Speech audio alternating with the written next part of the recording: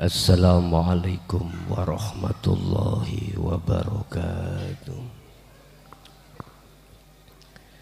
Ila hadratin Nabil Mustafa Rasulillahi sallallahu alaihi wasallam wa ala alihi wa azwajihi wa dzurriyyatihi wa qurabatihi wa ahli baitihi wa ashabil kiram wa ila jami'il anbiya wal mursalin wal awliya was syuhada was salihin wat tabi'ina tabi'ina salihina ila yaumiddin, khususan jami'i masayikhi ila muntahum wa syekh Muhammad bin Muhammad ibnu Ahmad wa furuhi wa usulihi wa masyayikhihi wa ahli baitihi wa talamidihi wa ila abaina wa ummatina wa azdatina wa masyayikhina wa auladina wa azwajina wa dzurriyyatina wa ahli baitina, khususan jami'il arwah fi hadil majlis wa ghairuhum lahumul fatihah. A'udzu billahi minasyaitonir rajim.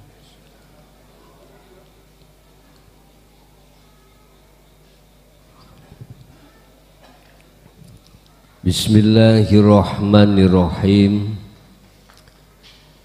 Hamda yuwafi ni'amahu wa yukafi majidah. Ya Rabbana lakal hamdu kama yanbaghi li jalali.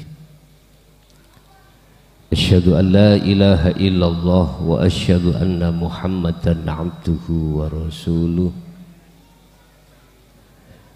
Allahumma salli wa sallim wa barik alaihi wa ala alihi wa ashabihi ajma'in, amma ba'd. Kitabun adzabul ma'isyati wa akhlaqun nubuwah. Kitab yang menerangkan tentang masalah akhlak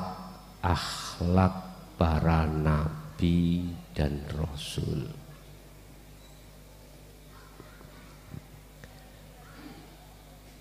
Disebut sebagai rasul karena dia diperintahkan Allah untuk menyampaikan ajaran-ajaran yang di dalam ajaran itu hanya satu,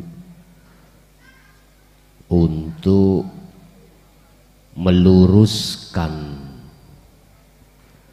penyembahan para umat yang asalnya umat kondisi menyembah berhala, beriman terhadap selain Tuhan, lalu diajaknya untuk menyembah kepada Tuhan yang Maha Esa. Sebab-sebab Allah menurunkan utusannya itu dikarenakan umat ini sama menyembah berhala. Kalau dipandang dari kenabian, syariah, berarti iki sing disebut berhala itu berupa Lata, Uzza, apapun yang berkenaan dengan kebendaan. Mulai zaman Nabi Adam sampai Nabi Muhammad, berhala itu patung. Patung bisa dibikin dari batu, patung bisa dibikin dari kayu. Terserah miturut zamannya masing-masing. Disebut sebagai nabi belum tentu rasul. Artinya sebatas pengajaran ilmu-ilmu yang berkenaan dengan hukum-hukum hablum minan nas atau syariah sesuai dengan zamannya masing-masing. Disebut sebagai rasul ini lebih daripada nabi. Beliau-beliau itu menyampaikan ajaran khusus, tidak hanya secara syar'i tapi secara hakiki. Menanamkan ajaran di tengah-tengah umat, ruhaniyahnya itu untuk meninggalkan tauhid atau berhala-berhala. Dalam bahasa Quran berhala disebut al-asnam, wakila at-tauhid, tapi bukan yang dimaksud berhala seperti yang di awal tadi, batu atau kayu, tidak. Tapi yang dimaksud daripada tauhid berhala di sini adalah masiwallah, perkara-perkara yang bersifatkan makhluk selain Allah. Ini disebut tauhid. Konteks dalam pandangan tasawuf, konteks dalam pandangan hakikat. Apapun bentuknya yang sifatnya malakum dzarraw wala naf'an,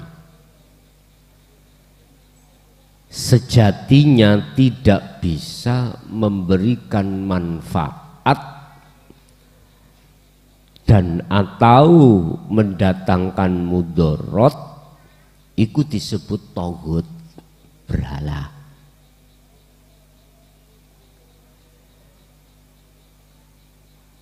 Ini lebih ke dalam lagi. Satu contoh, Anda punya iman yang bisa memberikan petunjuk hatimu pada Allah, itu makhluk guru kita, itu sudah disebut tauhid. Imanmu terhadap makhluk yang bisa memberikan petunjuk, katakanlah guru, secara hakikat Anda ini masih kebuku tergolong orang yang menyembah berhala.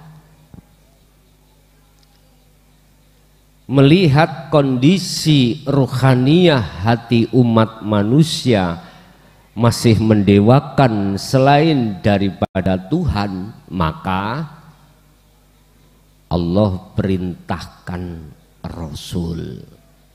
Ini khusus Rasul.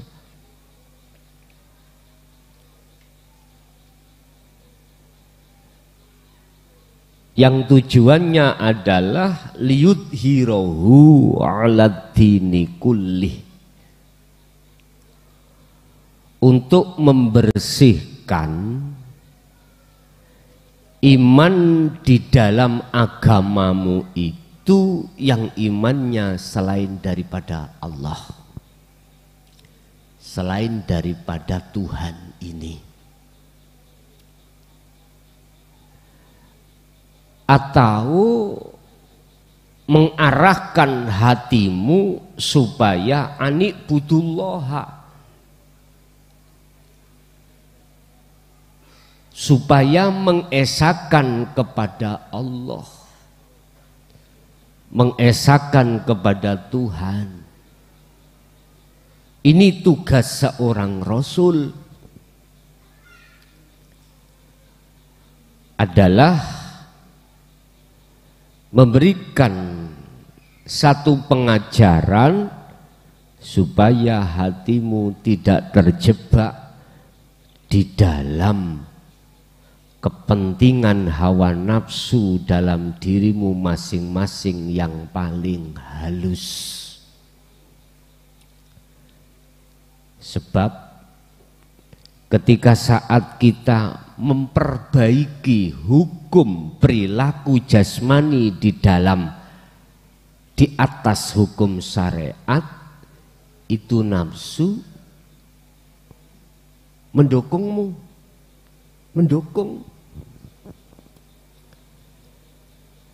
Nafsu akan selalu mendukungmu untuk semangat melakukan ibadatul jawareh, ibadah sing bangsa lahiriah. Tapi nafsu itu tangannya mengepal, kayak genggeman. Maksudnya apa? Melarang hatimu itu untuk masuk di dalam ani'budullaha. Melarang nafsu itu terhadap hatimu, ruhaniyahmu menghadap wajah Allah, nggak boleh.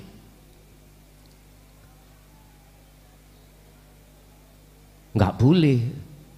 Hatimu itu condongnya hatimu, imannya hatimu terhadap yang memiliki nama Allah ini, nggak boleh.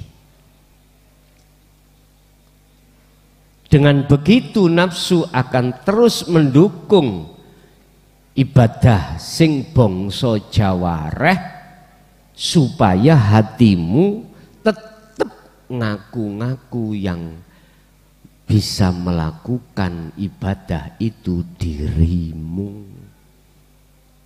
Ini tujuan iblis, tujuan nafsu seperti itu terhadap seluruh umat manusia, mulai zaman Nabi Adam sampai Nabi Muhammad, sampai sekarang, sampai akhir zaman pun begitu. Tapi ila ibadaka minhumul mukhlasin,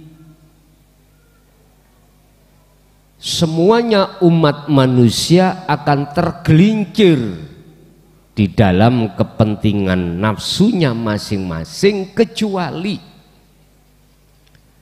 minhumul mukhlasin, kecuali mereka yang dipilih oleh Allah, hamba yang dipilih. Siapa yang dipilih? Hamba yang sudah duduk di surat Al-An'am ayat 79, inni wajjahtu wajhiya. Sebab kalau hatimu sudah masuk di dalam inni wajjahtu wajhiya, maka wama ana minal musyrikin, Anda bukan golongan orang yang menyekutukan Allah. Otomatis mereka golongan-golongan para rasul, golongan-golongan tabi'ina sholihin ini, dan itu jumlahnya sangat minoritas, sangat minoritas. Karena golongan itulah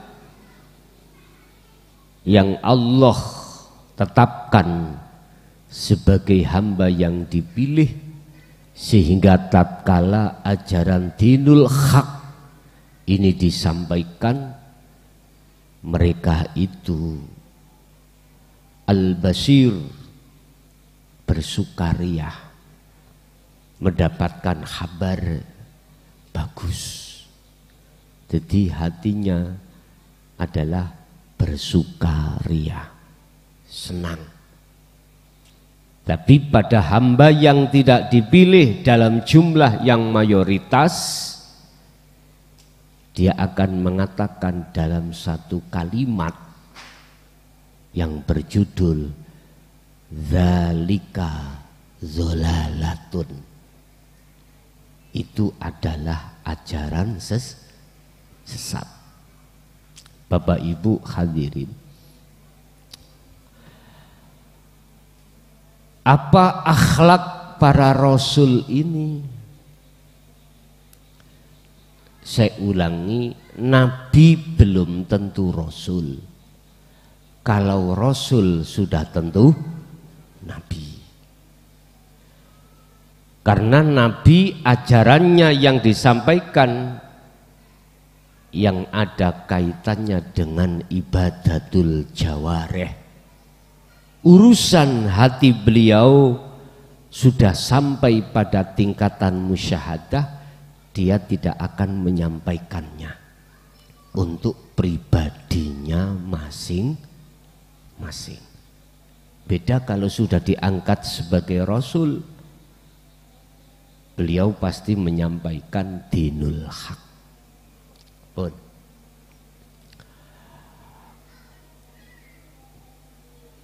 fasa'altuha an akhlaqi Rasulillahi sallallahu alaihi wasallam. Ketika saat Sayyidah Aisyah niki, Aisyah niki garwane Kanjeng Nabi yang termuda. Tahu termuda ya? Sing paling nom dhewe.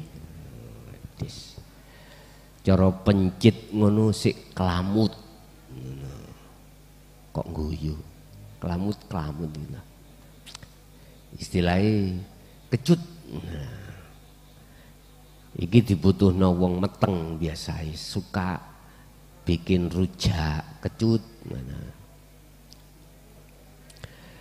Tapi hadis yang diceritakan itu bersumber kebanyakan dari Siti Aisyah. Kok Siti Aisyah ya? Wong ndi? Siti Aisyah nih, kok ono Siti nih? Nek gak wong Indonesia gak mungkin ada Siti. Wis kembangno dhewe kok.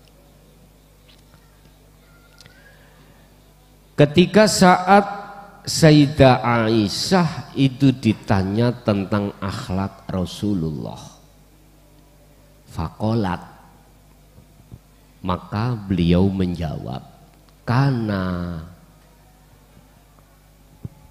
sak temene apa adanya akhlak Rasulullah itu Al-Qur'anu, rawahul Muslim. Khalaqahu Al-Qur'anu, akhlak Rasulullah iku Al-Qur'an.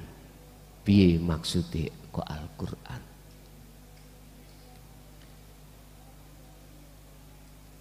Bapak Ibu, Al-Qur'an itu di dalam dada beliau.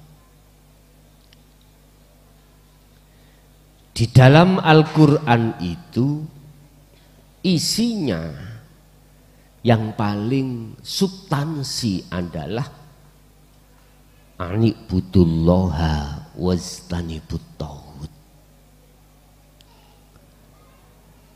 Mengarahkan hatimu untuk menghadap kepada yang memiliki nama Allah. Wajtanibu, dan melarang atau memerintahkan untuk meninggalkan iman atau tauhid pada selain Allah. Selain Allah ini berarti makhluk. Lah, ini akan bisa terjadi manakala hatimu berkholwat, baru bisa. Kalau hanya kita berhenti di dalam ilmu nggak bisa, sebab ilmu itu membuahkan satu kefahaman. Kalau tidak kau susul dengan kholwat, nggak akan bisa kau tinggalkan iman selain Allah ini, nggak bisa. Beliau Siti Aisyah jawab, akhlak Rasulullah itu Al-Quran. Al-Quran yang mana yang dimaksud yang di dalam dada ini? Bapak Ibu hadirin jamaah rahimakumullah. Itulah maqasidul a'dham di dalam Al-Qur'anul Karim yang disebut Al-Qur'anul Qadim. Dalam surat Ali Imran ayat 134 termasuk akhlak Rasulullah itu yunfikuna fis-sarra'i wadh-dharra. Seneng Rasulullah itu meninfakkan hartanya baik di kala sempit, di kala lapang maupun sempit. Fis-sarra'i wadh-dharra, baik di waktu lapang maupun di waktu sempit. Lapang itu berarti ada, sempit berarti tidak. Apa nih sing dikekno wong gak ada? Gini Pak,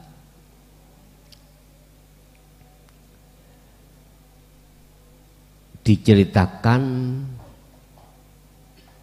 mantune, terjadi pada mantune beliau yaitu Sayyidina Ali. Suatu saat Sayyidina Ali dengan Siti Fatimah iku garwane, putrane Kanjeng Nabi. Siti Fatimah iku putrane. Jadi putra Kanjeng Nabi sing jaler-jaler niku Pak, do sedo kabeh. Tinggal sing wedok. Sing lanang do mati kabeh. Garwane wakila 11. Garwane Kanjeng Nabi wakila 11. Ada yang mengatakan 4, ada yang mengatakan 11. Suatu saat ada seseorang penduduk, katakanlah orang yang miskin, nggak ada yang dimakan. Sayyidina Ali di rumah dengan Siti Fatimah itu hanya punya kurma, hanya cukup dibuat berbuka aja. Cara sakniki nggih ukurane wong niku sak lepek wareka kira-kira. Ya wis. Lah, ketika saat salah satu penduduk yang tidak bisa makan berhari-hari datang pada beliau Sayyidina Ali. Ya Amirul Mukminin, hei imane pemimpine wong sing beriman. Saya berhari-hari tidak bisa makan.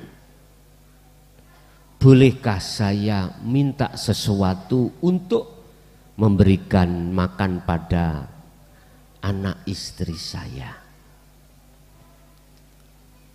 Siti Fatimah ning pawon niku krungu Pak Bu. krungu tamu sing ngendika dateng Sayyidina Ali. Sayyidina Ali jawab, monggo pinarak riyin. Apa bahasa Indonesiane pinarak riyin? Monggo duduk dulu. Tunggu saya tak masuk di dalam rumah.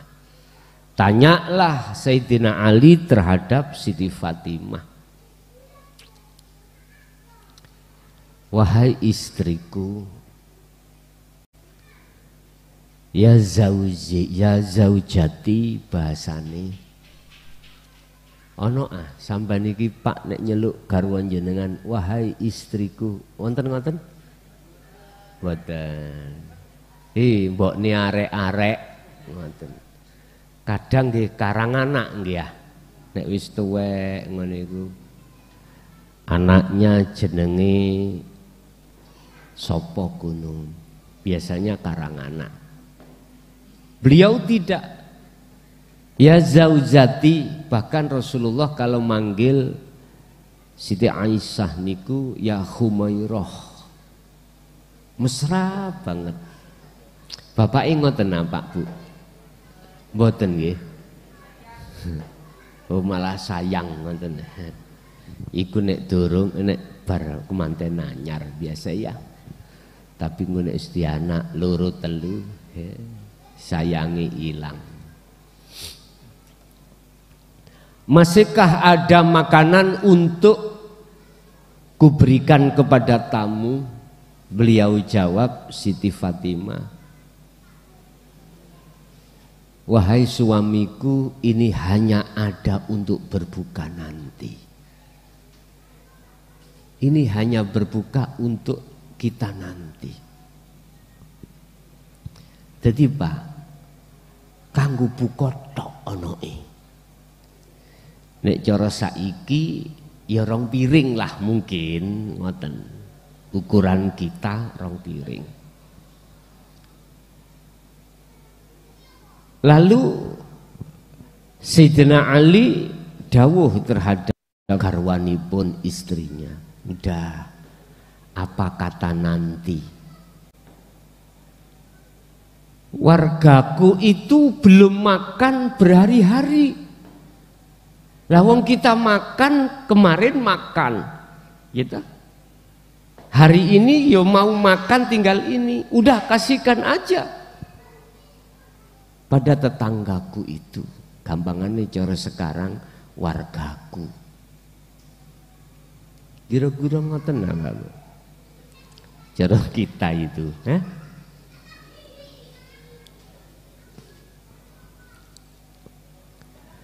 ya niru ya niru, nggak bisa 100% ya 50%.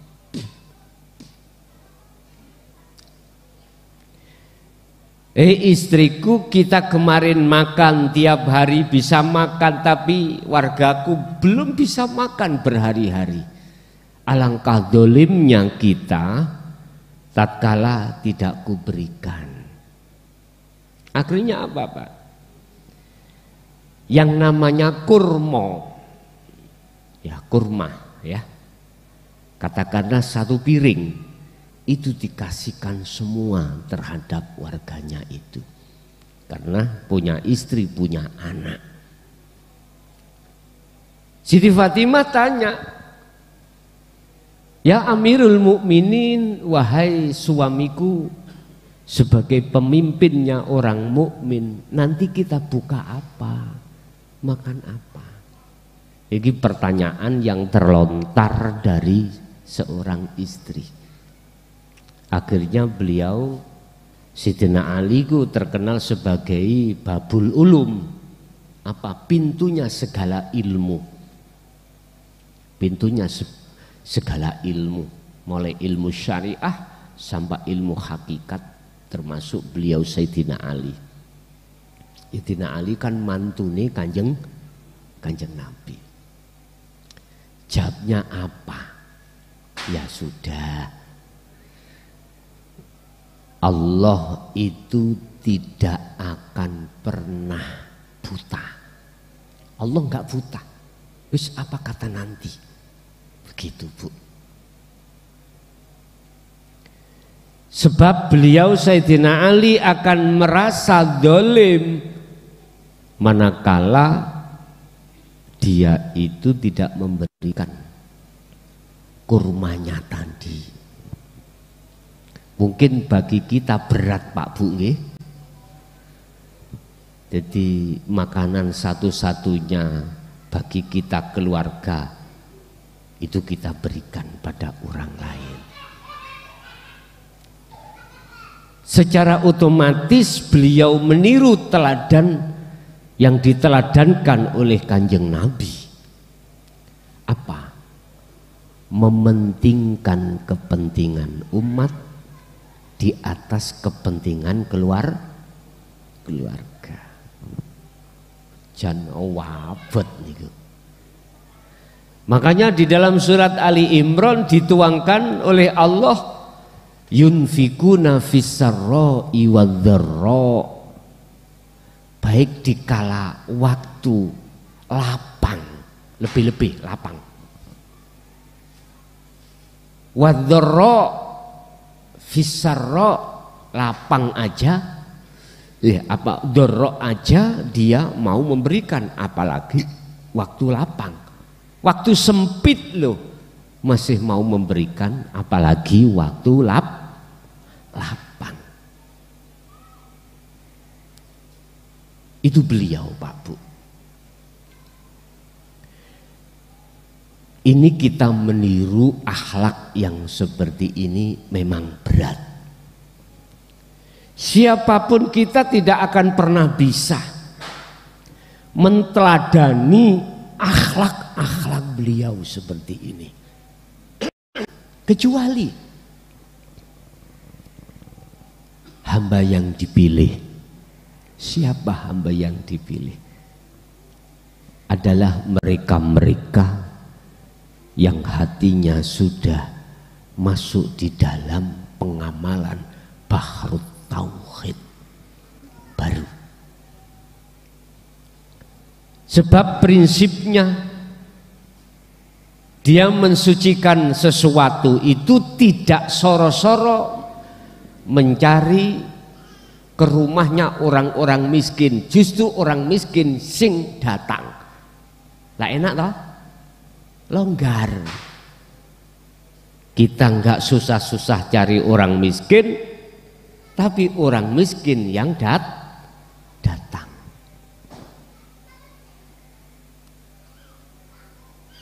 Makanya kadang-kadang kita itu kalau ada di jalan, lebih-lebih di perapatan gitu ya, ada uang 20.000, 10.000, 1.000, ana wong njaluk, maneh pengamen sing kita tarik 1.000 apa 20, Pak?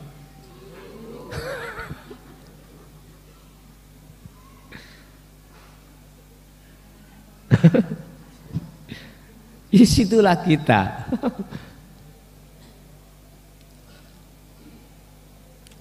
Ada pertimbangan atau tidak aku nggak tahu. Kalau ada pertimbangan, apa pertimbangan Anda? Cek ini awet, yang sana yo minta, yang sana yo minta lagi itu nggih. Lah kalau 20.000 saya kasihkan, sing kono njaluk gak kebagian. Kalau seperti ini sih mah gak apa-apa. Kalau ada pertimbangan wedi melarat, mohon maaf. Ini sing Rasulullah tidak memperbolehkan kalau takut melar. Atau kita berdagang takut rugi, ya ini yang tidak Rasulullah kehendaki. Jangan, kala jangan seperti itu. Biasanya yang pasar itu, di pasar itu kan banyak wong jaluk ngoten nggih. Wis gak apa-apa, men kei 1.000. Sebab di belakangnya juga ada. Kayak 1.000 pun matur suwun. Kadang-kadang diceluk, "Bah, muga-muga slamet diwane 2000. Matur suwun wong sing nika lho Pak Bu. Nyebrangno niku lho anget nggih. Matur suwun dengan Pak Haji. Amin lah ngene. Padahal kita punya istri, kita belanjani nyun sewu Pak. Kadang kita kasih 100.000 bahkan 1 juta. Matur suwun Pak, bojo sampean. Mosok kalah ambek tukang nyebrang. 2000 lho pendungane diceluk Wak Haji. Matur suwun. Lanjut dengan dibelanjani Pak ngapunten lho. Dibelanjani Pak kadang 500. Kadang-kadang diuncalno. Kaya apa kowe? Wis iku bukan akhlak Rasulullah.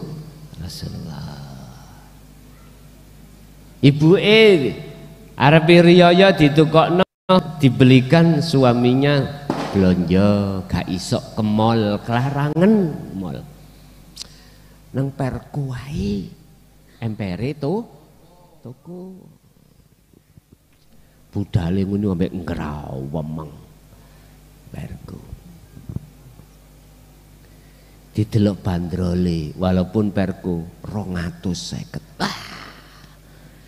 Sik Bu sampean delok bandrole dhisik. Ada sing ana bandrole murah 50.000, tapi kaine kaya sarangane tahu.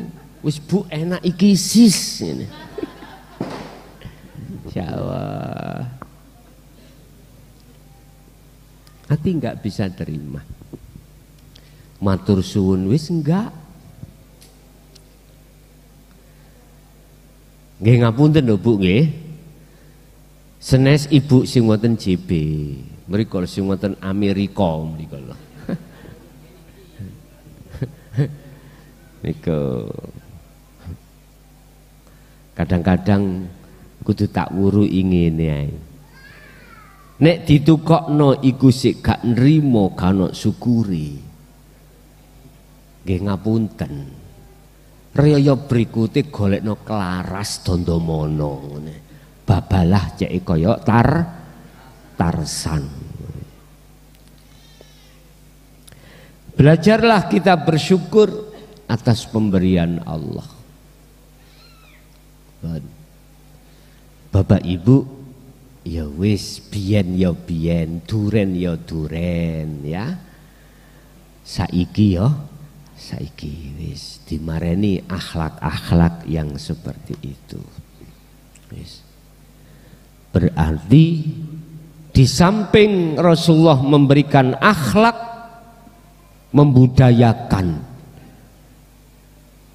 yunfikuna, berinfak, lebih-lebih yang membutuhkan, yang disesuaikan dengan kemampuan Anda masing-masing, dan juga yang diberikan, yang diberi itu harus ada rasa syukur. Makanya besok bapake kalau mantuk ulang ono garwa jenengan, Bu tak kei piro wae yo belajar syukur. Masih Bu nglayani jenengan ya ngono. Ya harus belajar syukur. Walaupun itu enggak ada gula kok ya kopi tok. Ya wis syukuri. Luwung katimbang ngombe banyu tok kan lumayan wonten kopine walaupun tidak ada gulanya. Ngoten Bu. Nek sampean ditakoki ndi gulane? Lah sing gawe tuku gak ono. Ya iku rasane apa tak ganti uyah ngono. Ngoten mawon Bu, gak usah bingung-bingung. Wal kadhiminal ghaidha, termasuk berani untuk menahan amarah. Ketika saat kita menghadapi kondisi yang kurang penak, amarah. Amarah ini ada yang diperbolehkan, ada yang tidak diperbolehkan loh Pak. Kalau amarah ini dasarnya karena takdir, Anda melihat takdir sing gak nyenengno, iki nggak boleh, nggak boleh. Tapi kalau amarah ini keluar untuk memberikan satu pelajaran, maka wajib menurut saya amarah. Contoh, panjenengan numbaske garwa itu baju, sing baju itu ono gak cocoke. Karena apa? Karena mungkin jenengan iki punya istri 11 seperti kanjeng Nabi. Yes. Lah kok regane ana sing gak padha. Wernane ya gak padha, liyane ya gak padha. Terus salah satu di antara istri jenengan itu tidak bisa menerima, nggak bisa. Akhirnya ngamuk-ngamuk, wis pokoknya menunjukkan sikap yang tidak matur suwun, sikap yang tidak ada syukur kepada Allah. Boleh sampean marah, tapi marahnya ya sing sombut. Ojo marah tok gak dikai solusi. Kayak solusi dhisik. Apa solusinya? Belikan baju yang lebih baik. Nah, terus baju yang lama ambilen. Terus diapakan? Suntak ono bensin. Obongen. Tahu nggih? Bakar. Ini untuk mendidik. Wah, niku terlalu frontal. Enggak apa-apa. Kalau tujuannya amarahmu itu mendidik supaya istri kamu itu mudah bersyukur, enggak apa-apa. Kalau amarahmu itu tujuannya untuk tidak mendidik, beda lagi. Sebab yang namanya anak, wis katakanlah anak mawon, walaupun satu kandung kadang-kadang juga berbeda. Bahasa nafsu akan menanamkan iri terhadap anak. Yang satu ditukoke, dibelikan baju rego 100, yang satu 120. Itu kadang-kadang iri, lah ngoten nggih. Padahal karep Anda itu sebagai orang tua ingin memberikan yang sama. Tapi apakah adil itu di situ? Bukan. Adil itu menyesuaikan kemampuan dalam diri Anda, itu namanya adil. Contoh, kebutuhan anakmu itu kebutuhan kamu itu SD dengan SMP kan beda Pak mungkin. SMP berarti lebih besar. Bukan maksudnya adil itu anak yang SD kita kasih uang 100, SMP kita kasih 100, bukan. Ukuran adil itu macam-macam. Disesuaikan dengan kebutuhan.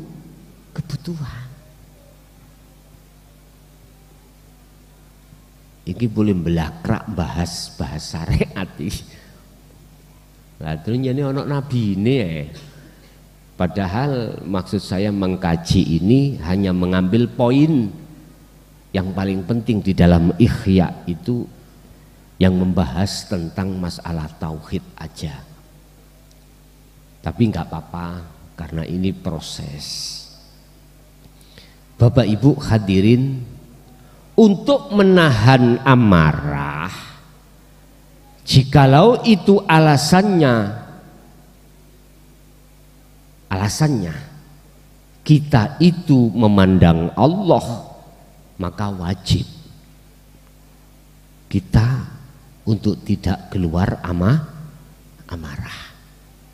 Kita tidak akan pernah bisa Pak menahan amarah dalam sebuah takdir jikalau kita itu tidak masuk di dalam alladzi asra bi abdihi, tidak masuk terhadap Tuhan yang maha suci, yang menguasai di dalam segala hal perkara. Ini kita keluar konteks alasan kita itu tidak marah karena kei pendidikan ndak. Jadi intinya menahan amarah yang keluar konteks dari pengajaran hanya satu. Apa? Masuklah hatimu di zona musyahadah. Ini hanya dilakukan oleh para rasul dan para nabi, yang nabi itu sudah sampai di musyahadah. Wal afina anin nas,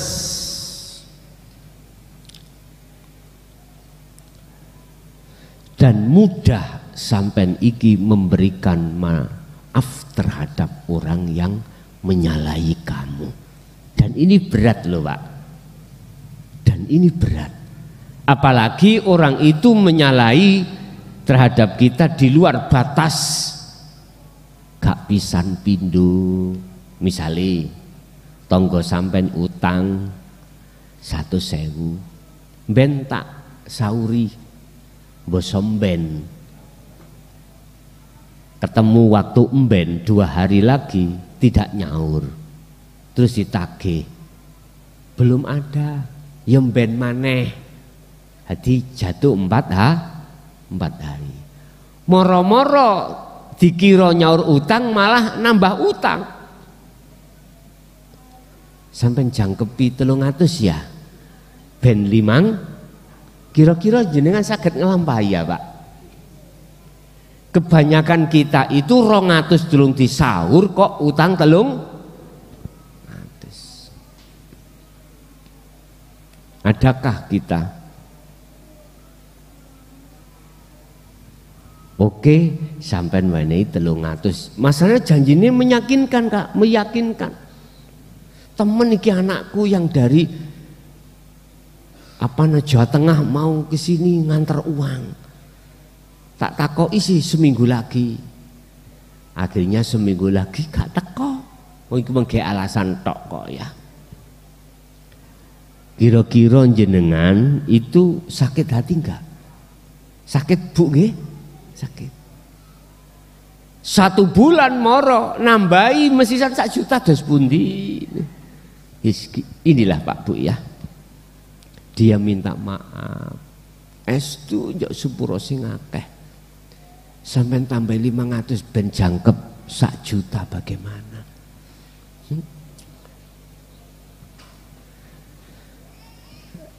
Kita menghadapi hal yang seperti itu susah Pak. Artinya angel, sulit kita itu menerima. Karena tidak hanya 1-2 kali dia itu mengingkari atas janjinya. Wal afina anin nas, mudahlah kau memberikan maaf terhadap manusia. Berarti otomatis mereka yang menyalahi Anda. Rasulullah seperti sampak mohon maaf. Ketika perang Badar terjadi, kaum kafir Quraisy kalah. Terus Rasulullah mendapatkan harta rampasan. Harta rampasan beliau itu selalu ada di belakang. Harus dibagi dulu terhadap pasukan. Artinya Rasulullah itu dapati. Hanya ukuran kecil. Terus ada tahanan. Ya mohon maaf. Disinilah yang Rasulullah memberikan hukum antara kafir harbi dengan kafir dhimmi. Kafir dhimmi niku kafir yang hidup di tengah-tengah umat Islam, tapi dia tidak memprovokasi atau tidak menyerang umat Islam. Beliau katakan, ini sama hukumnya undang-undangnya dengan umat Islam, dengan umat mukmin. Siapa yang berani menyentuh kafir dhimmi sama dengan menyentuh aku, itu kata Rasulullah. Kecuali kafir harbi. Itu kafir yang betul-betul memang menjadikan suasana tidak nyaman, selalu melanggar aturan, berarti kafir yang ngajak perang. Boleh. Ini Rasulullah memberikan fatwa terhadap para mukmin untuk memerangi, tapi terhadap kafir dhimmi tidak boleh. Itu akhlak Rasulullah. Artinya apa? Selalu beliau membuka pintu pemaafan terhadap mereka apabila mereka ingin masuk di dalam agamanya, berarti menjadi orang muslim dan mukmin, selalu terbuka Rasulullah. Artinya apa, Pak? Jenengan membawa dinul haq di tengah-tengah masyarakat, pasti mayoritas membencimu. Gak usah kita bicara orang lain, kadang-kadang orang dekat kita, anak, istri, suami, saudara membencimu. Bahkan kau dijauhi dari pergaulan, ditengarai kau tersesat dalam ajaran yang disesatkan, katanya begitu. Loh, itu pun Anda tidak ujuk-ujuk tiba-tiba menyalahkan. Karena semua diri kita itu punya proses masing-masing. Teladan Rasulullah akhlaknya adalah menunggu sampai kematian. Gak beriman sekarang, mungkin besok. Jadi Rasulullah gak mudah menyalahkan pendapat orang lain. Wallahu tawi Gusti Allah iku yuhibbu, bakal tresno seneng sapa Allah al muhsinina ing pira-pira wong kang bagusi atine. Allah sangat menyayangi, Allah akan tetap mencintai terhadap hamba yang selalu bebersih hati dari kotoran hati. Bahkan Anda sudah diajarkan ketika wudhu dikongkon berdoa, innallaha yuhibbut tawwabina wa yuhibbul mutatahhirin. Allah mencintai orang yang selalu bertobat dan orang yang selalu bersuci diri. Itu akhlak yang pertama beliau suka infak, beliau suka pemaaf, beliau selalu menahan amarah. Akhlak berikutnya beliau baginda Rasul adalah wa'mur bil ma'ruf wanha anil munkar. Surat Luqman ayat 17.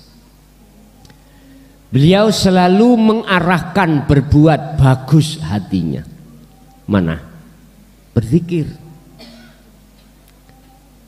Wa'mur bil ma'ruf, memerintahkan terhadap orang lain supaya hatinya selalu ingat pada Allah di dalam segala aspek apapun. Wanha anil munkar, dan beliau selalu mencegah perkara yang yang tidak disukai Allah. Apa itu? Keingkaran pada Allah. Artinya di saat apapun Rasulullah selalu menggaungkan untuk meninggalkan iman selain Allah. Wasbir ala ma asobaka. Selalu menerima dalam kondisi apapun. Sabar menerima segala kondisi apapun. Sekarang kita dikasih Allah makan hanya ikan tahu, tempe. Besok dikasih ikan hanya ikan asin. Udah. Di dalam hati kita wasbir ala ma asobaka. Bisa Anda itu selalu hati menempatkan diri pada Allah manakala zikir sirul asr itu sudah berjalan. Selanjutnya innallaha ya'muru bil adli wal ihsan wa ita'idil qurba wa yanha 'anil faksha wal munkar wal baghi ya'idukum la'allakum tadhakkarun.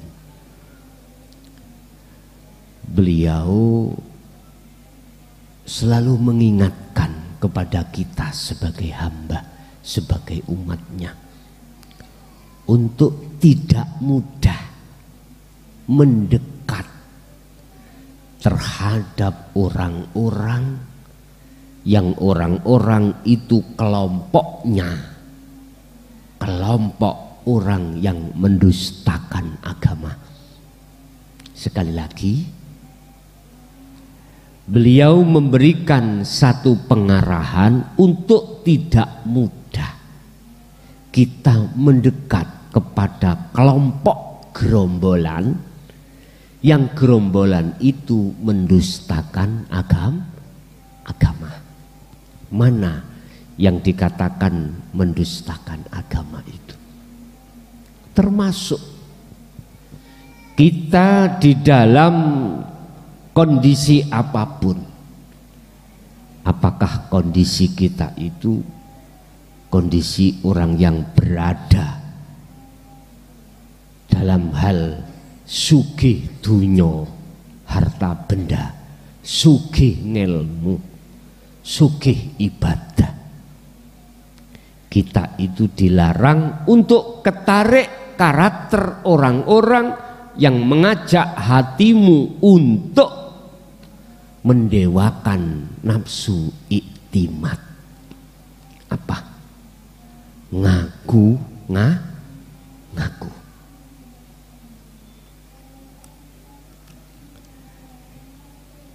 Bahkan Syekh Ibnu Athaillah kalau kita bicara tentang masalah berteman,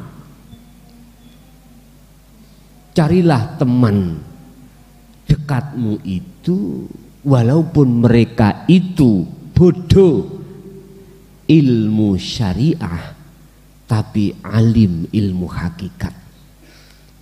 Walaupun dia bodoh tentang ilmu dohir tapi dia itu alim ilmu batin. Ilmu batin berarti ilmu yang mengarahkan hatimu pada Allah. Mengapa demikian? Karena mohon maaf, karakter orang yang ilmu ngalim ilmu zahir tanpa ilmu batin mesti mencetak, membikin karakter hatimu itu untuk tidak ingat pada Allah, untuk tidak beriman pada Allah yang sesungguhnya, justru untuk beriman kepada selain Allah. Tapi teman yang alim ilmu batinnya mesti akan menarik hatimu untuk takarrub dan liqah pada Allah. Argumentasi yang muncul dalam beliau itu, kalam-kalam pitutur yang muncul dalam beliau itu mesti orientasinya itu menajamkan hati kita untuk selalu mengingat Allah. Ini kalau Syekh Ibnu Athaillah memberikan pengertian seperti itu antara alim ilmu dohir dengan alim ilmu batin. Syukur kamu bisa berteman dengan alim kedua-duanya. Yang terpenting jangan bodoh kedua-duanya. Yang jenengan malah dadi telo. Gitu. Telo adik wis 3 dina. Kempel wis metuan ini wis dah ora nyaman ngoten. Bapak Ibu hadirin jamaah rahimakumullah. Beberapa karakter dan akhlak Rasulullah yang semua itu tertanam di dalam Al-Quran. Secara fisik Al-Quran ini kita baca, hanya kita baca dan kita pahami, tapi tidak kita masuki di dalam Al-Quranul Qadimnya dalam bentuk hakikat ma'rifat. Akhirnya Al-Quranul Karim ini adanya di luar saja, sebagai tutup kulit saja. Akhirnya hati kita sebetulnya hati yang busuk di mata Allah. Fasih, paham ilmu maksudnya di dalam Al-Quran, tapi ketika saat dihadapkan pembuktian, bosok alias busuk hati kita. Karena apa? Karena Al-Quran itu belum ada di dalam hati kita.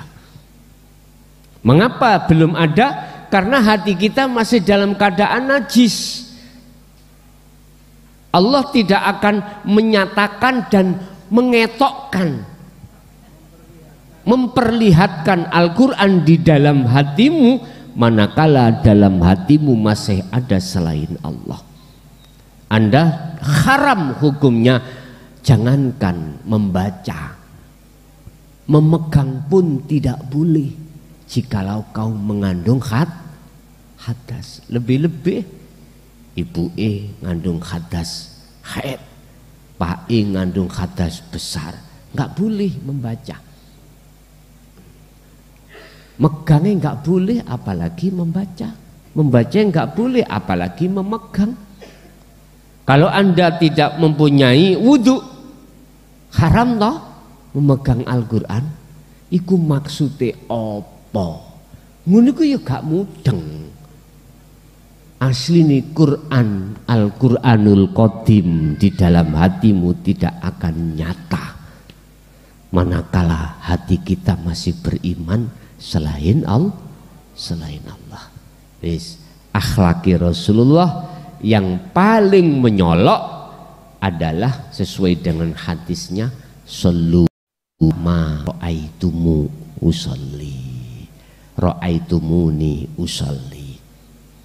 Lakukanlah hukum dohir ini ya, menjadi hukum batin. Lakukanlah hukum syariat menjadi hukum hakikat. Dengan begitu Anda ruhaniyah Anda akan bisa menempati ini wajah tuat wasiat. Bapak Ibu hadirin, itulah sedikit apa yang bisa kami sampaikan untuk ngaji Ramadan. Nanti saya liburkan 2 hari sebelum hari raya ya. Berarti hari rayanya itu hari Rebo ya, tanggal 10, berarti tanggal 8, berarti Senin ya. Senin itu wis libur gitu. Nanti kita teruskan setelah Kupatan. Tahu Kupatan? Tahu Kupatan? Habis 7 Syawal itu nanti kita teruskan. Kalau hari Sabtu Itu nanti kita mulai hari Sabtu itu tanggal 27 April. 27 April rutinan Sabtu kita mulai. Oke. Bapak Ibu hadirin jamaah rahimakumullah, itulah apa yang bisa kami sampaikan terkait akhlak. Untuk masuk sesi tanya jawab, barangkali ada yang perlu ditanyakan, kami persilahkan.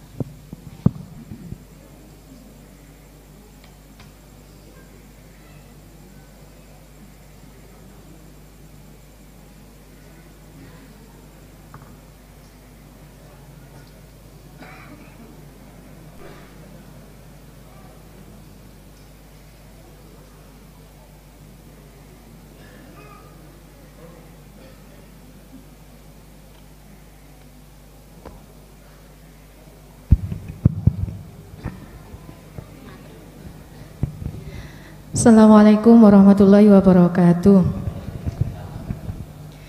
Gus, kami dari Malang, badhe tanglet berkaitan dengan kholwat. Di awal-awal kholwat setelah baiat niku saya mendapati kondisi seperti ini. Waktu setelah sahur untuk menunggu waktu subuh itu saya sempatkan untuk kholwat. Di tengah-tengah kholwat niku saya seperti berada di bawah bangunan. Di situ ada cakak yang kokoh kados dugi cor-coran seperti itu. Kerajaan. Tiang. Oh, tiang. Cakak dugi cor-coran ngoten. Nah, di bawah bangunan itu ada seperti suara perempuan itu mengatakan kepada saya, Surat Al-Isra ayat 66, Surat Al-Isra ayat 66 gitu. Lah, yang ingin saya tanyakan maksud dalam Al-Qur'anul Qadim untuk ayat 66 Surat Al-Isra niku nopo? Itu saja dari saya. Terima kasih. Wassalamualaikum warahmatullahi wabarakatuh. Waalaikumsalam warahmatullahi wabarakatuh. Surat Al-Isra ayat 66. Rabbukumul ladzi yuzzi lakumul fulka fil bahri litabtaghu min fadli innahu kana bikum rahima. Tuhanmulah yang melayarkan kapal-kapal di lautan untukmu agar kamu mencari karunia-Nya. Sungguh Dia Maha Penyayang terhadapmu.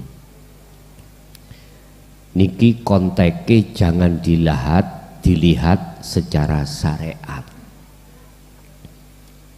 Kalau sampai lihat secara syariat, angin,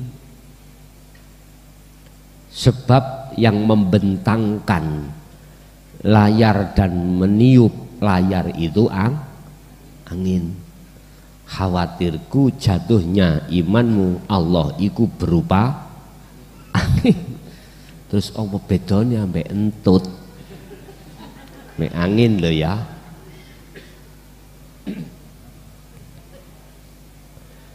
Jenengan harus melihat dari sisi hakikatnya.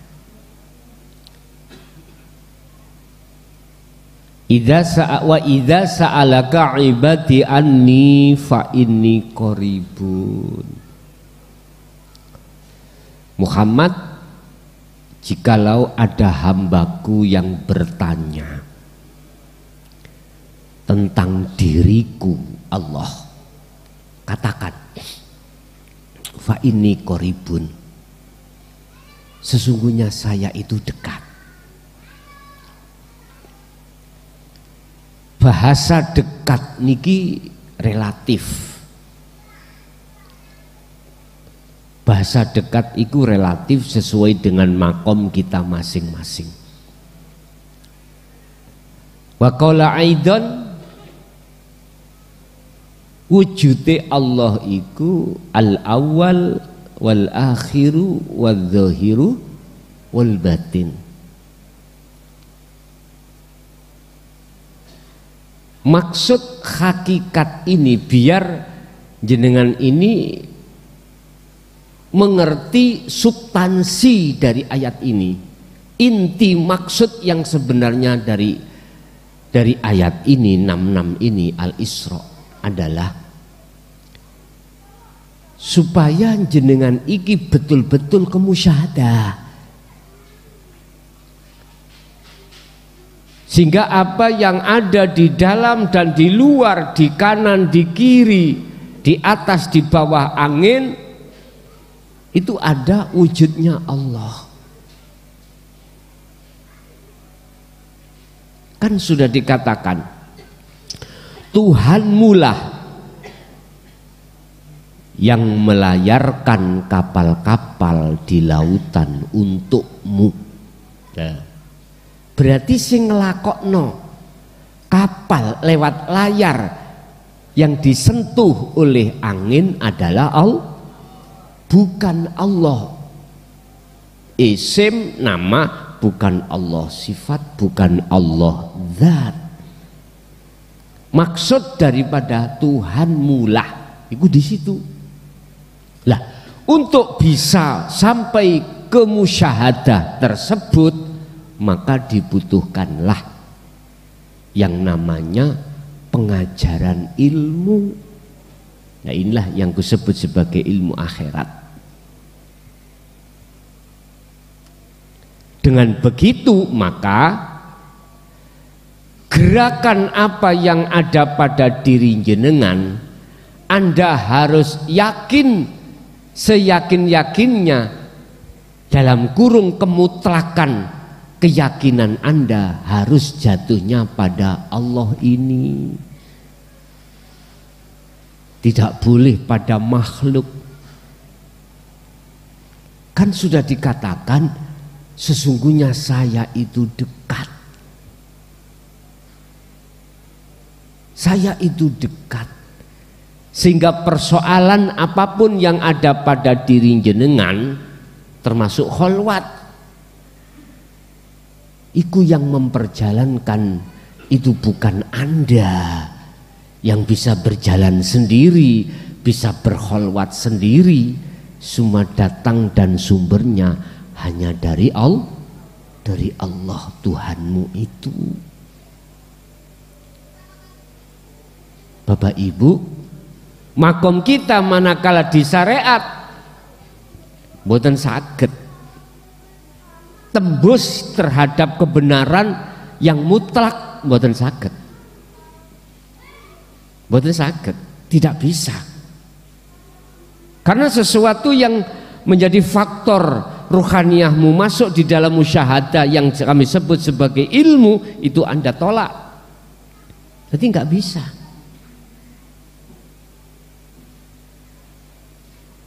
Yo, kalau sudah tahu yang berperan di dalam zikirmu, yang berperan di dalam kesadaran dirimu, yang berperan di dalam hormatmu, itu adalah sesuatu yang tidak bisa kau sebut, maka inilah yang ku katakan, yang sering ku katakan ketika kau berzikir, ketika kau berkholwat, supaya lekas hanya satu jangkah ke makom musyahadah adalah lepaskanlah, lekas keakuan dirimu sebagai makhluk yang berkholwat. Baru wis. Jadi ya iki sing kula maksud sak kedepe netra ya ini. Sak kedepe mata ya ini. Bapak Ibu hadirin jamaah rahimakumullah, itu pengajaran. Itu ayat memang untuk supaya kita enggak ngaku-ngaku waktu kholwat kita yang kholwat begitu. Oke? Ada lagi?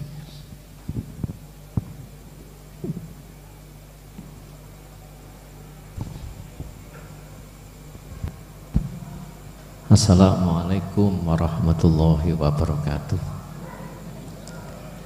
badhe tanglet Gus, kula sepandi candi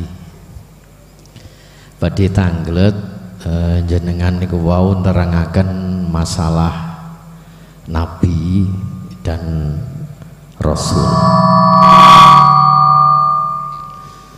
Rasul yang jelas adalah tidak untuk dirinya sendiri, namun risalah disampaikan kepada umatnya. Terus masalah nabi jenengan terangaken tadi bahwa ibadah atau untuk dirinya sendiri.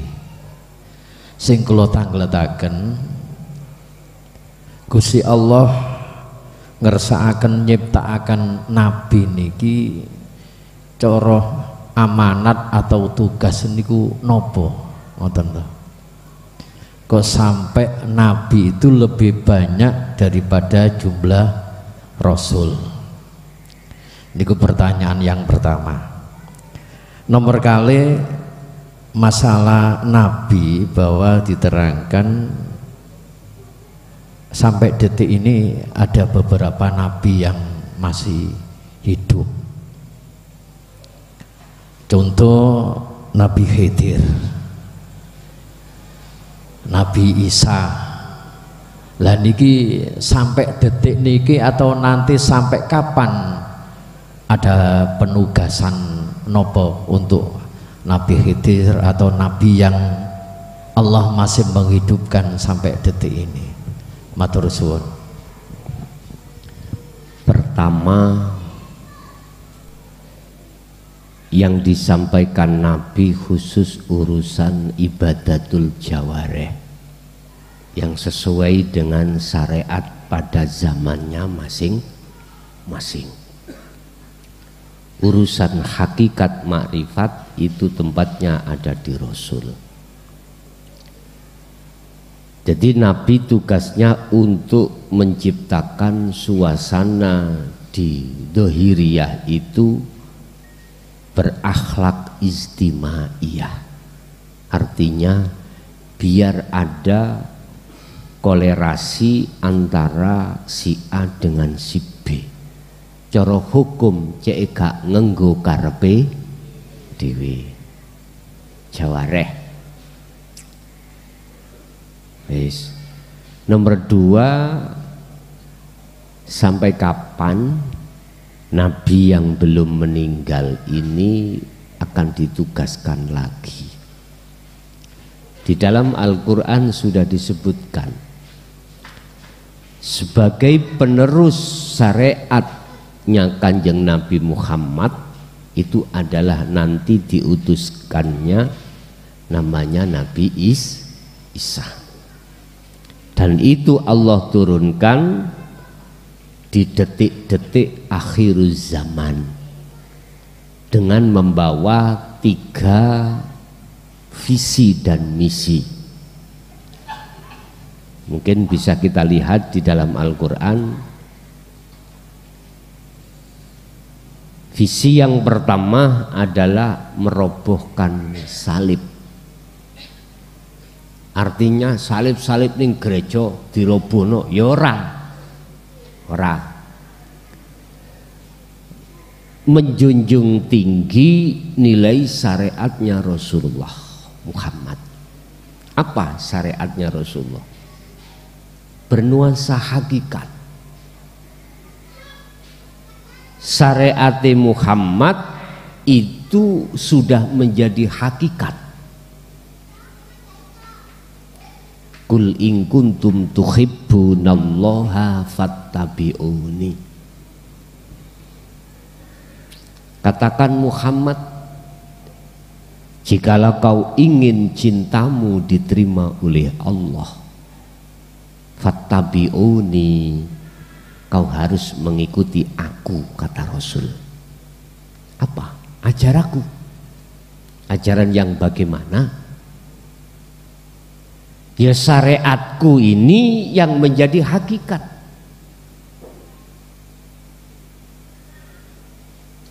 Syariat yang bernuansa hakikat. kebanyakan umat manusia kan berhenti di syariat. Lah thariqah mana kok diloncati lah ngono ta. Aktivitas dohirmu iku wis thariqah. Thariqah iku jalan, salat thariqah jalan, mangan thariqah jalan. Ibadah sing mahdhuf atau ghairu mahdhuf iku thariqah. Nama itu semua thariqah. Lah syariatnya adalah ilmu. Terus hakikatnya, tujuannya bagaimana Anda? Sudahkah mengikuti syariat Rasulullah? Contoh, jenengan ilmu syariat salat. Thariqah nama salat. Hatimu ngadep siapa? Ini wajah tu wajiyah, ataukah menghadap kepada Masyiwallah? Saya pastikan siapapun kita, bila mana tidak berhakikat, Anda sebetulnya tidak mengikuti syariat Rasul. Cuman Anda ngaku-ngaku syariat. Lihat, sallu kama ra'aitumuni usolli. Bagaimana? Pantaskah kita mengatakan mengikuti syariat Rasulullah? Contoh kecil aja, sholat, lawang kita, hati kita menghadap selain Allah, pantas? Kalau Anda mengatakan pantas, berarti Anda nggak punya akhlak ilahiyah. Rasulullah nggak pernah mengajarkan model seperti itu, nggak pernah. Kau terima, tidak kau terima, itu bukan urusan saya. Bukan urusan saya. Fafiru ilallah, ini lakum minhu nadhirum mubin. Saya hanya menjabarkan bagaimana syariat Rasulullah itu. Ini laku minhu nadhir. Aku hanya sekedar memperingatkan saja.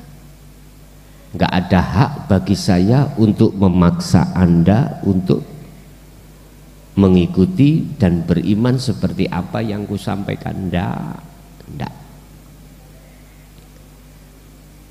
Jadi Nabi Isa itu akan meneruskan syariatnya Rasulullah, syariat yang bernuansa hakikat, bukan hanya gembor-gembor urusan hukum syariat saja. Ndak.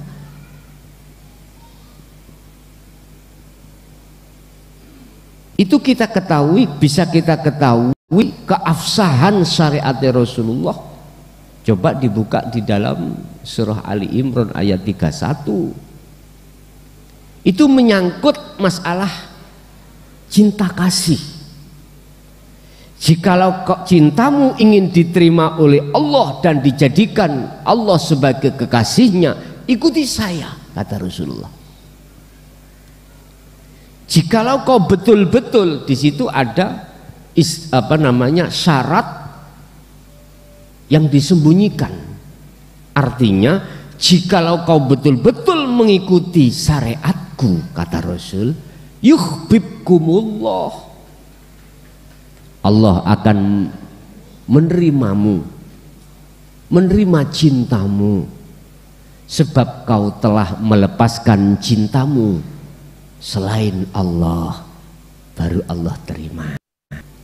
Lah, untuk pelepasan cinta kita pada selain Allah, jalannya hanya di jalur hakikat makrifat. Nggak bisa kita jalur syariat saja, nggak bisa. Sebab jalur syariat itu jenengan kali kula paling mentok lo ya. Paling mentok.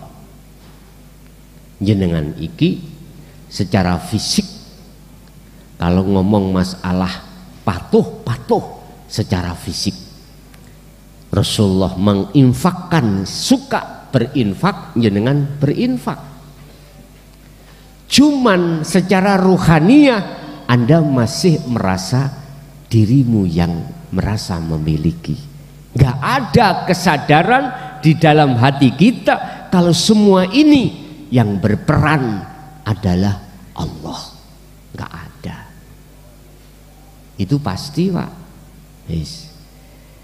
Jadi Nabi Isa adalah merobohkan salib, artinya orang-orang yang asalnya itu sobo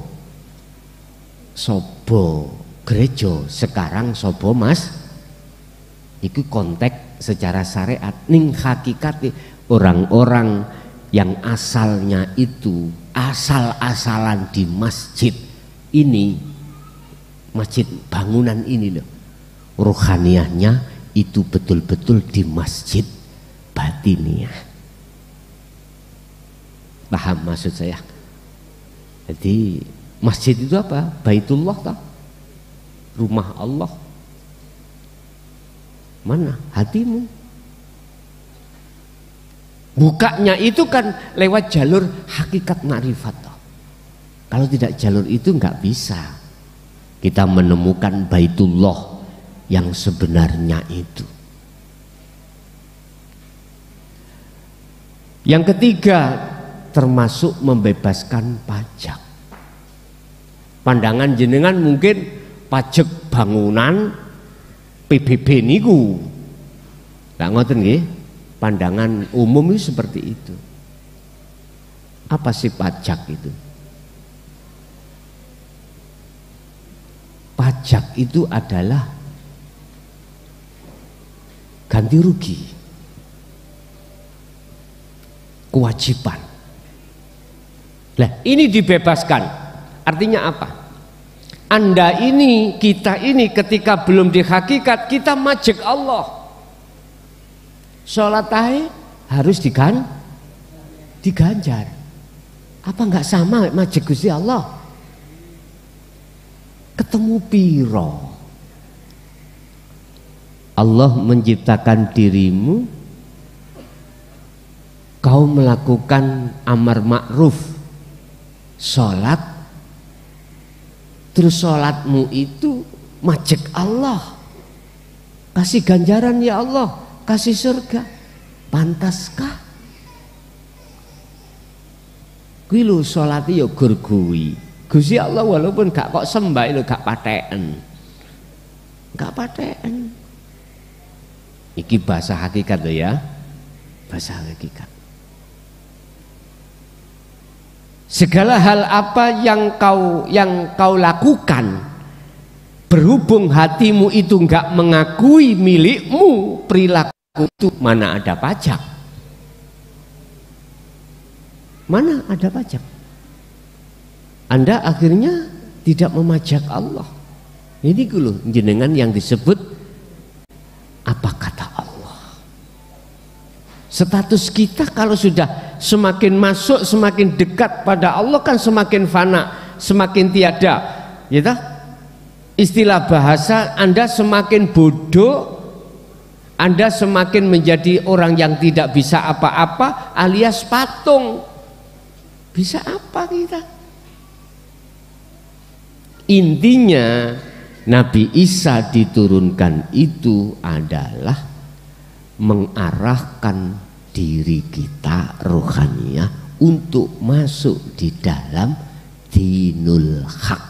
Intinya seperti itu. Ada lagi dalam rangka Nabi Isa membunuh Dajjal. Itu bonus-bonus. Artinya apa sih? Keakuan dirimu itu loh Dajjal. Keakuan dirimu, keakuan diri kita makhluk, merasa kita yang bisa, merasa kita yang memiliki, merasa kita yang macam-macam, ini berarti Dajjal. Itu bisa kau bunuh dengan ajaran Nabi Isa. Apa? Bertajalilah kau.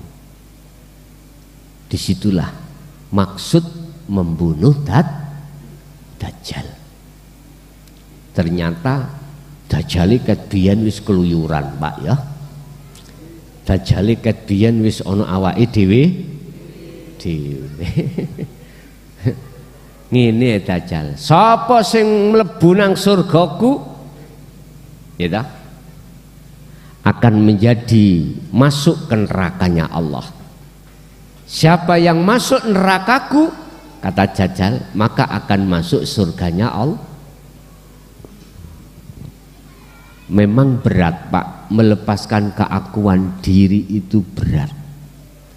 Karena menurut sifat basariyah kita sebagai manusia, faktanya kita, lah ngoten nggih. Faktanya kita. Mengapa kita mengatakan faktanya kita? Karena kita masih merasa kita hidup. Karena kita masih merasa bisa. Kita belum menjadi leneng nih loh, apa tiang nih loh. Coba kalau sudah jadi tiang Anda,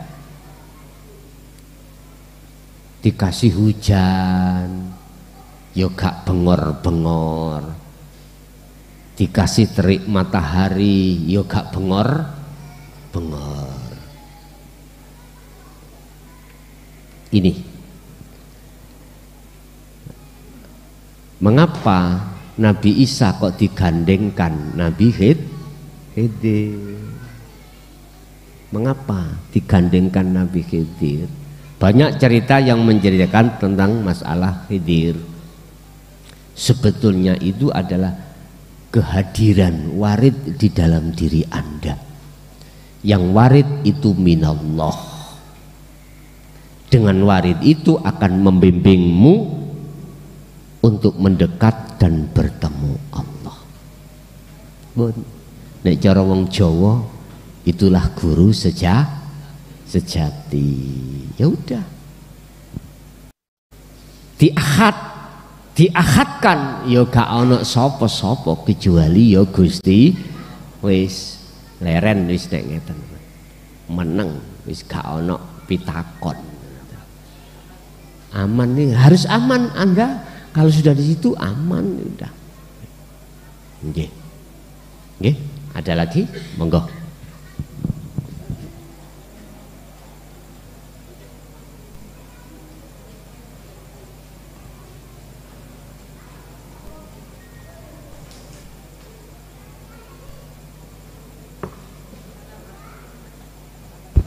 Assalamualaikum warahmatullahi wabarakatuh.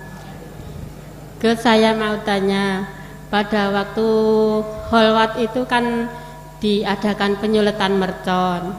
Lah saya berusaha diadakan penyuletan mercon itu loh. Oh, nyumet mercon. Yeah. Lah terus saya berusaha mencari mercon saya. Mercon saya itu setelah meletus itu bergambar itu loh. Apa? Togok. Kuda. Kira-kira artinya apa, Gus? Assalamualaikum. Waalaikumsalam warahmatullahi wabarakatuh. Kanjeng Nabi ku kalau mengistilahkan nafsu itu laksana kuda. Kuda iku ada kalanya liar, ada kalanya jinak. Tapi sejinak-jinak kuda kadang-kadang yang ngerikit, nyokot, nyepak. Nafsu itu sejinak-jinak nafsu. Jikalau rohaniyah kita keluar dari musyahadah, selalu diintimidasi.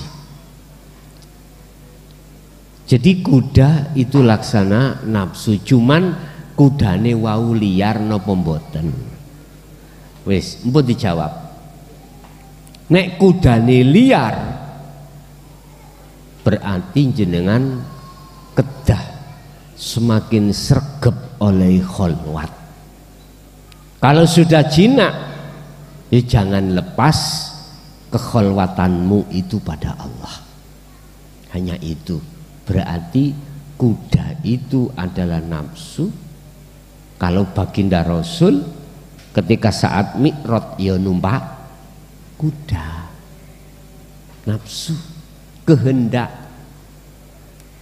Makanya ada malaikat muqarrabin yang memegang kendalinya itu menunjukkan bahwasanya sejinak apapun nafsu itu, dia itu pasti akan mengintaimu. Lah malaikat muqarrabin gak kepingin Kanjeng Nabi iku jatuh waktu Mi'raj, digecokilah kuda itu oleh malaikat muqarrabin. Berarti menunjukkan bahwasannya nafsu sejinak apapun dia itu masih punya karakter untuk mencelakakan kita. Apa yang harus kita siasati?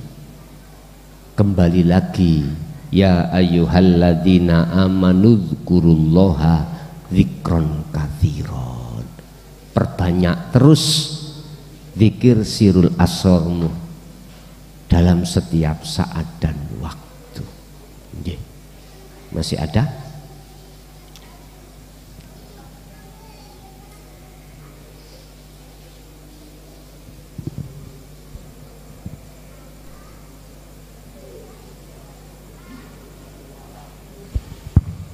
Assalamualaikum warahmatullahi wabarakatuh. Dari tanglet Gus, sadherenge kula pernah nemu kata-kata Syekh Ibnu Athaillah teng medsos ngeten. Pada tiap desahan nafas yang kau hembuskan terdapat takdir Allah yang berlaku atas dirimu. Lah niku sami kali pertanyaan kula sing jenengan jawab ngeten. Setiap keluar nafas niku mbeto takdir. Niku maksudnya ya napa? Wassalamualaikum warahmatullahi wabarakatuh. Waalaikumsalam warahmatullahi wabarakatuh. Isine napas niku wonten kalih, ada dua.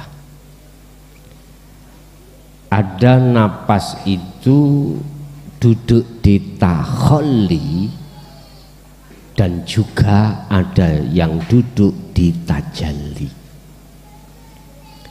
Ketika saat napas itu duduk di takholli, takdirnya juga macam-macam. Tidak sama dengan duduk di tajalli. Siapapun kita ketika napas keluar masuk itu berorientasi duduk di takholli, isinya kita itu pasti lalai dari Allah. Kalau sudah lalai pada Allah, kita akan menemukan tiga hal. Apa? Khawatir, gelisah, dan takut. Takdir enak, gak enak, mesti gegawan tiga hal tadi. Kalau kita itu duduknya di takholli, khawatir, gelisah, takut. Beda dengan ketika saat setiap napas iku hatimu duduk di tajalli, beda. Malah kebalikan daripada itu. La khaufun alaihim walahum yahzanun. Intinya hatimu hanya bergelora sukaria. Apa sih sukaria itu? Ya seneng tok, bersukaria. Lah selalu ketemu kekasihnya, nggak jauh dari kekasihnya, selalu bertemu, makan sama kekasih, minum kekasih, apapun bersama kekasih.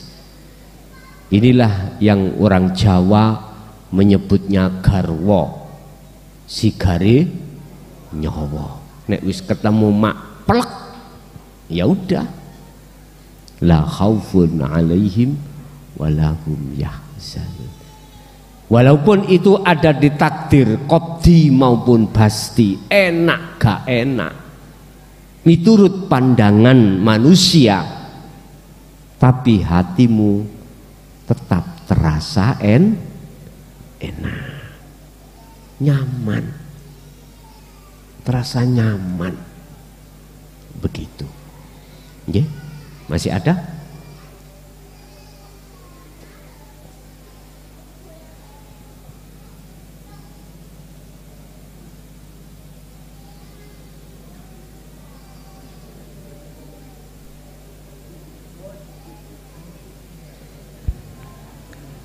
Assalamualaikum warahmatullahi wabarakatuh. Waalaikumsalam warahmatullahi Ngapunten Gus, kula badhe tanglet. Kula badhe tanglet niku masalah kholwat. Kula kholwat pertama niku kula niku mimpi terlanjang seperti orang gila itu, Gus. Nggih. Kemana-mana tuh saya tuh memegang burung, maksudnya itu. Nggih. Burung saya itu. Burung dawa buntutin mboten? Nggih. Nggih, niku mawon ingkang napa artose niku. Ngoten nggih? Nggih. Nggih. Al-aurat baina surah warubah. Aurate wong lanang iku antara udel sampai dengkul. Sedangkan auratnya orang perempuan ajma'in illah, seluruhnya kecuali dua telapak. Mengapa disebut aurat? Iku manakala terbuka itu malu. Ini miturut biaklin, orang yang berakal. Kalau bighairi aklin, orang yang tidak berakal, ya enggak ada sifat hayat, apa malu, enggak ada. Makanya disebut orang edan, majnun. Bapak Ibu, ketika saat akal itu kita kedepankan, Pak, mesti banyak pertimbangan. Yang ujung-ujungnya pertimbangan itu susah kita untuk masuk di dalam musyahadah. Contoh, akal ngomong, jenengan waktu kholwat diperjalankanlah Allah Anda untuk melepaskan dunia, naik. Anda tahu, akal ngomong, kira-kira kok isok balik apa enggak ya? Nek isok balik, wong anakku masih kecil-kecil. Ketakutan terjadi. Akhirnya enggak jadi, enggak diteruskan proses perjalanan mi'raj Anda. Akhirnya kembali.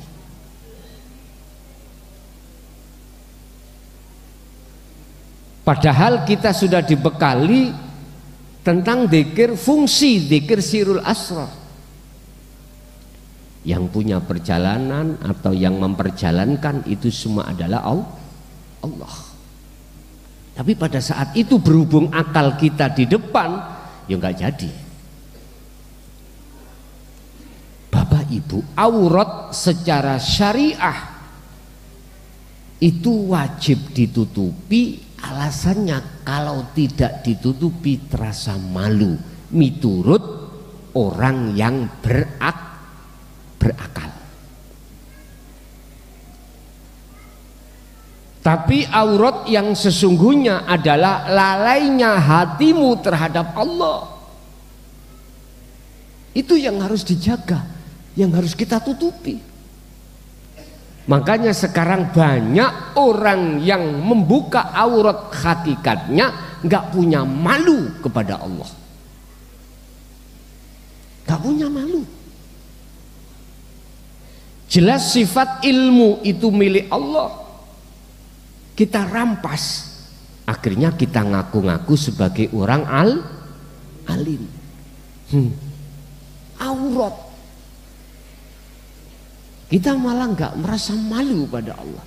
Sebetulnya itu aurat hakikatnya. Lah, Anda untuk bisa melepaskan, mohon maaf, akalmu yang taruhannya itu adalah kemusyahadah, maka mengapa itu tidak kau lakukan?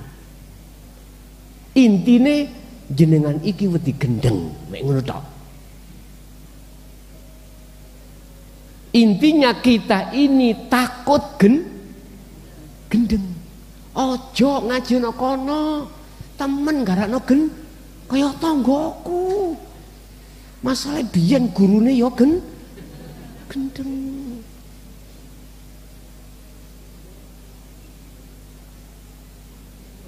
Bapak Ibu, memang harga mati akal harus diparkirkan, Pak, manakala Anda ingin kemusyahadah. Rasulullah wajib memparkirkan buruknya, memparkirkan malaikat muqarrabin, akal itu harus parkir ketika mau masuk di dalam Sidratul Muntaha Mustawa. Kesadaran penuh keakuan iku akan jadi Allah, manakala harga mati keakuan makhluk diri harus lepaskan. Berhubung kita takut gila, ya sudah, bigori aklin.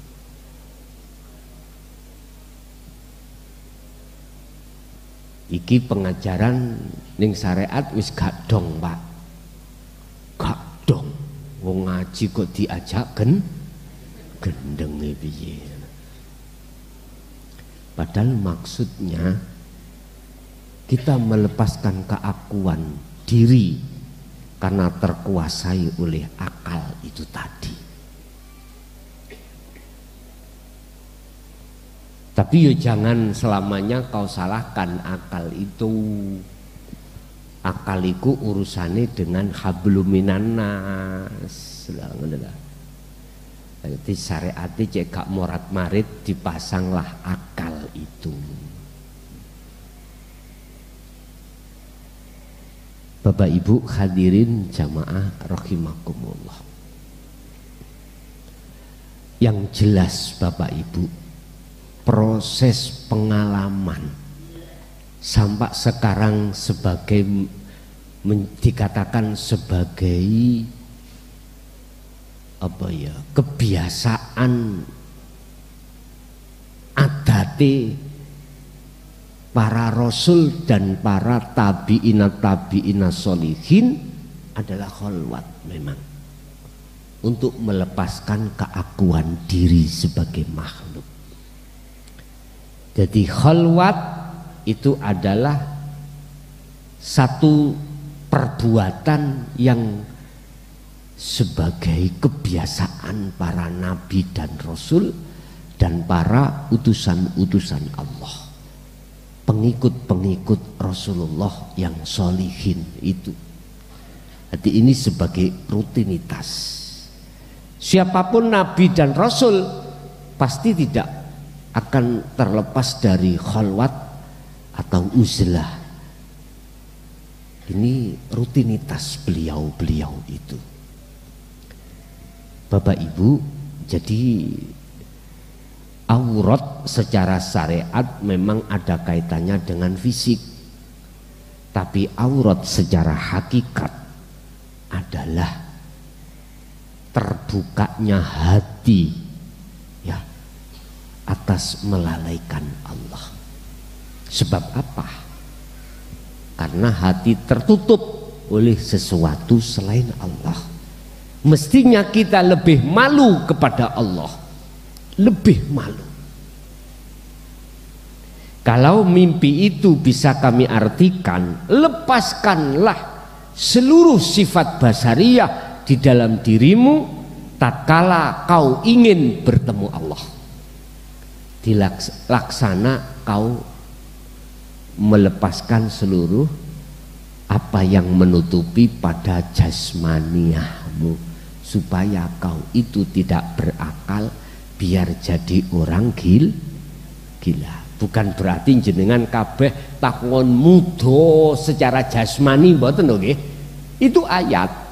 Mimpi itu ayat, maksudnya lepaskanlah sifat basariyahmu yang setiap saat dan waktu mengarahkan dan mengajak pada dirimu untuk mengaku-ngaku. Nggih. Masih ada? Monggo. Assalamualaikum warahmatullahi wabarakatuh. Gus badhe tanglet Gus. Tadi Gus sampaikan terkait dengan sifat Rasulullah yang terkait dengan masalah hutang piutang Gus. Nah, masalah utang piutang dengan saudara kita ya. Jadi hutang piutang, masalah hutang saudara kita yang berhutang ya, itu kita tahu bahwa saudara kita yang akan hutang itu bisa jadi nanti pasti akan janji lagi Gus ya. Itu bisa terjadi 1, 2, 3 kali dan seterusnya. Nah, bagaimana kita mensikapi sifat Rasulullah bahwa kita harus sabar dan pemaaf gitu Gus ya. Nah, kalau kita mendudukkan diri kita sudah di tingkat fana, artinya bahwa semua yang terjadi itu adalah kehendak Allah. Termasuk saudara kita yang akan meminjam itu adalah utusan dari Allah karena gitu. Nah, bagaimana sikap kita untuk menghadapi saudara kita itu? Karena secara syariat hutang akan dibawa mati Gus. Nah, itu bagaimana kita mensikapi kondisi yang demikian supaya kita sama-sama selamat dunia dan akhirat Gus. Baik, terima kasih. Assalamualaikum warahmatullahi wabarakatuh. Waalaikumsalam warahmatullahi wabarakatuh. Sing ngutang lan sing diutangi fanakno kabeh. Sing hutang harus duduk musyahadah, sing ngutangi ya duduk di musyahadah. Kalau pertanyaannya pingin podo selameti, lah ngoten toh. Terus itu apa nanti akan jadi hutang? Sita. Walillahil masyrik walillahilan iku tetap kedue Allah, milik Allah. Apa al masyriku utawi perkara-perkara apa wae sing ana etan timur wal maghrib. Lah nek iku wae Gusti Allah kabeh, mosok sih disebut mosok Gusti Allah utang. Niki tasik bingung Pak, karena kita masih melihat sifat basariyah.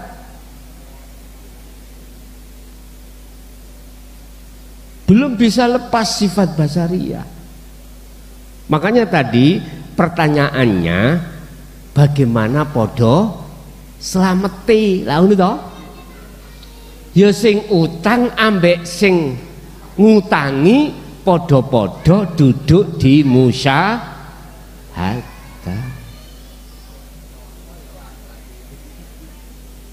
Isi bingung? Mosok sih Gusti Allah utang? Wong iku wae Allah. Sama dengan gini loh Pak. Kita punya barang, taruh aja barang itu hasil dari keringat kita kerja. Oke. Terus ada pencuri mengambil. Berhubung kita merasa memiliki, akhirnya disebut barangku dicuri maling. Terus kalau kita kembalikan semua milik Allah bagaimana? Mohon maaf Pak, kita siapapun tidak bisa menghadapi kondisi itu sepanjang sifat basariah kita masih ada. Lah, untuk melepaskan sifat basariah ini loh gak mudah. Dewangi gendeng. Apa dewangi bahasa Indonesia ini dewangi? Hah? Dibantu. Dewangi rekoso ngene lho apa ya? Hah? Aku SD yo gak apa-apa. Jenengan sing SMP ini lho. Kita tempuh terlebih dahulu biriyadati wal adhkar, soro dulu. Pelepasan sifat basariah iku gak mudah. Walaupun iku hukumnya wajib bagi si salik untuk melepaskan sifat kamanungsaani kita sebagai manusia. Makanya biar sinkron dengan pertanyaannya, bagaimana biar podo slameti, sama-sama selamatnya, biar nggak jadi tanggungan. Yo sing ngutangi dengan yang hutang sama-sama duduk di musyawarah. Akhirnya nanti jenengan pulang wis enak, yang penting lungguh musyahadah aku tak utang. Ya aku tanya, betulkah waktu itu jenengan itu duduk di situ? Jangan-jangan ini hanya di lisan atau di ilmu saja. Jadi biar sinkron jawaban saya dengan atas pertanyaannya, ya harus sama-sama duduk di musyahadah. Oke, masih ada? Cukup? Oke. Al-Fatihah.